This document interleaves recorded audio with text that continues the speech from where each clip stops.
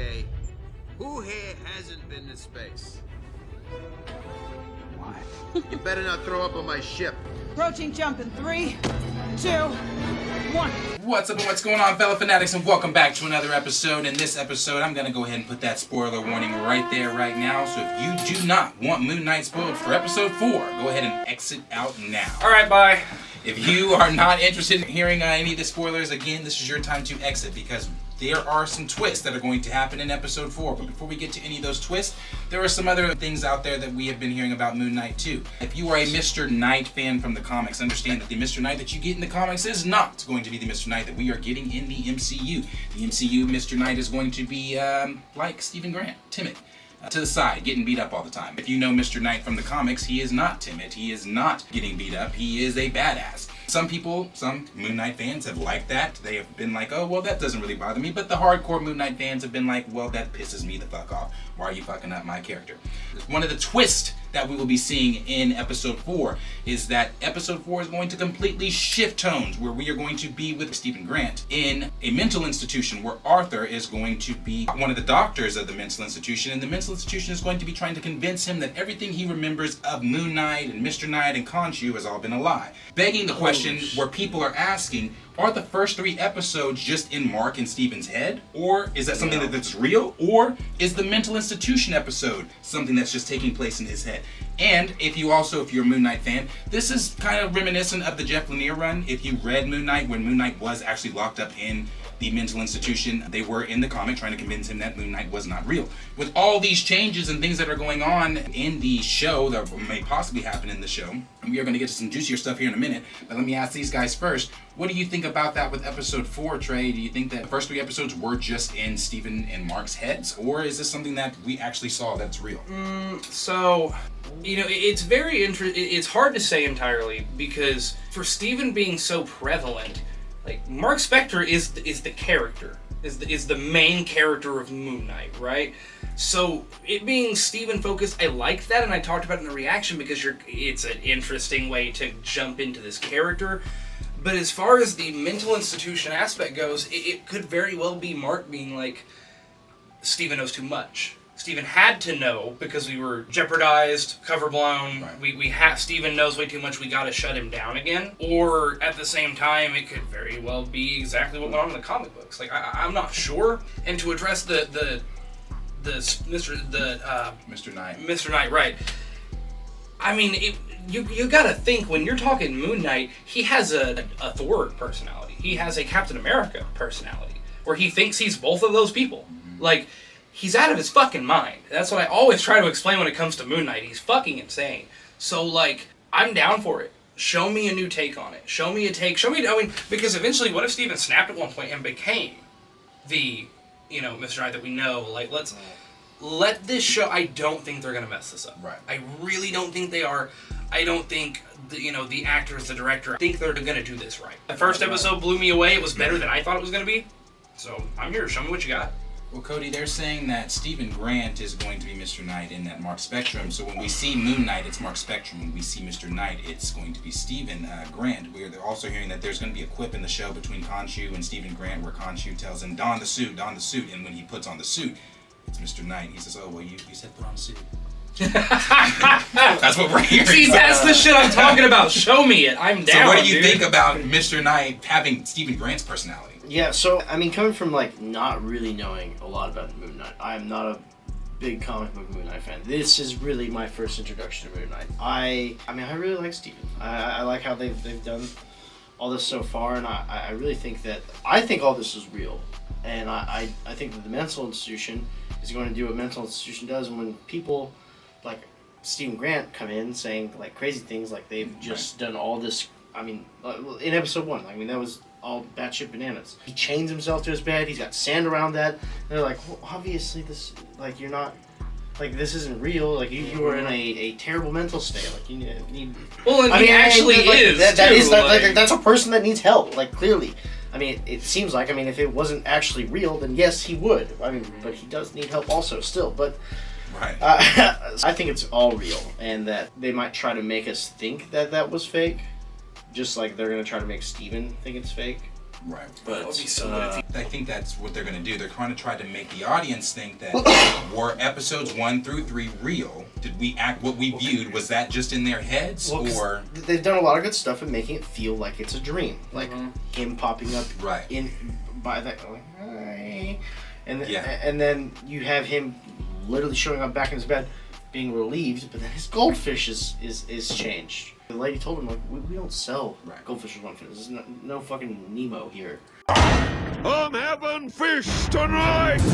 He could just be crazy. And I think that's what they're going to try to spin on us. Like, you're just crazy. Right. I mean, Q, when you're hearing some of these things that are going to be taking place after the first 3 episodes and then possibly changing the whole trajectory of the show, which is not a bad thing, but even changing episodes, no one's seen episodes 5 through 6, so we don't know what's coming in those, even the people that got to see the first 4 episodes. So what are you thinking is going to change, if anything, is going to be changed to the show after episode 4? Yeah, I'm kind of like Cody in the sense where I didn't know much about Moon Knight until I heard it was going to be a show, and I started reading a little bit about it and everything. But one thing that you said that I wanted to focus on was that if he is in the mental institution, having Arthur as his doctor or whatever. So I wonder how that comes to be, if it's actually real, how that gets set up, if it's an agreement with Khonshu somehow to send Steven there because he knows too much or whatever, if that's just something that Arthur's doing to ruin whatever plan that Khonshu has him there, I don't know. So I'm kind of interested to see that. And then in the aspect of why he is there, I just think it's cool to see that they can even make us think, is what we're watching actually real? Like, it's cool to see that they can make us actually feel like we're dealing with what the character is dealing with and put us in the character's shoes. And so in that sense, I think it'll be interesting to see how much they do to put us in his shoes and make us feel like what's real, what's fake. Like, because when we're watching this, we could start to feel like we're crazy a little in the sense like we don't know what's real. Like, Right. Because I bet like we'll watch an episode and we'll show up here and we'll all have different opinions on what's real and what's going on. And I think that's just the beauty of the show. Honestly, it just creates so much conversation. And that's definitely what it's geared toward. I think that they're gearing it toward is for us to feel like we are in the character's shoes, like we are experiencing what Steven and Mark, and if they do bring in Jake, his other personality, what they are experiencing and everything. Yeah, but that's I mean, there's like so many personalities. Yeah, but the 3 main personalities are Jake, Mark, and Steven. You know, and with all of that going on, you know, we even saw in the first episode where Arthur was talking to him and told him that Ammit was betrayed by their avatar. People are wondering online, was the avatar that betrayed him Kang when Kang was in Egypt and when he was... I believe so. I fully believe so. Rama Tut. I fully believe so. So that could, and that's such a great theory that people are having. It really works with what they're trying to set up in Marvel too. So I right. Well, that also brings up, you know, and not to go on too far into this, but it brings up the whole Loki showing up, Kang following him into Thor: Love and Thunder with Gore the God Butcher and all this other stuff going on. I was thinking about though what you were saying. The only thing that's weird about this whole mental asylum is Arthur being there. If it was Arthur not there, I could totally see it playing out where Steven's like, yeah, I'm fucking nuts. I need to be here, la-da-da. And then seeing one of the attendants have the tattoo. Right. And at the very end, and then being like, okay. Yeah. But with Arthur being there, that really begs the question of, does he somehow, not sever, but block the tie to Khonshu for a little bit? Because why would Khonshu allow that? Right. Well, I mean, you know, another thing too is the whole gods. If you go back to Arthur's story that he was even saying in there, when he was talking about how all the gods betrayed Ammit. Well, here's the thing too, Egyptian lore, just to deviate a little bit. Ammit is not necessarily a god. Ammit is more of a demon deity type deal because Anubis is the god. When you die, you get sent to Anubis. Your soul is weighed with a feather, and if your soul, I believe, outweighed the feather, correct me if I'm wrong in the comments, please, and then you would be sent to Ammit to be eaten. Isn't Ammit like a judge? Yeah, Ammit's... Well, no, Ammit Nubis, is the devourer, the basically. devourer. Nubis is the judge. Okay, yeah. right. But with all these gods that we've been seeing, hearing that the gods betrayed Ammit or Nubis or whoever it may be, these are newer gods in Marvel, meaning they're not Odin and Zeus and some of the the elder gods like Chthon. They're not like those gods. They're the newer gods like Bast or Bastet, however you want to say it. Earth's pantheon. Yes. So this could be connections to Black Panther. Khonshu and Bast are brother and sister. They are both siblings born of Ammit. So we could even be seeing, you know, when we start mentioning gods or whatever, they could be mentioning Bast. I mean, it is Khonshu's sister, so they could be mentioning that within the coming episodes, as far maybe not in episodes 4 up to 4, but maybe or it could 5 just or be 6. alluded on. Alluded. That's what I mean. Yeah. Alluded on. So to add on top of the alluding that is being put in Moon Knight, all of us were sitting there asking, where the fuck was Mark when he woke up? He's like, hi, and those people started shooting him. Everybody was like, where are you? Where is this? All of us. Everyone in this room, you watched it 3 times, I watched it twice, you've seen it that one time. Oh, I've seen it 3 times now. Seen it 3 times now. People are saying that that's Latveria because even when Mark's running, there's the castle that's in play. Oh yeah. Well, you remember the thing on when we first got the trailer, Yeah, the thing on the that cupcake said box Don that said Doom. Don. But they don't say Von Doom. Doom. They don't say Von episode. Doom anymore.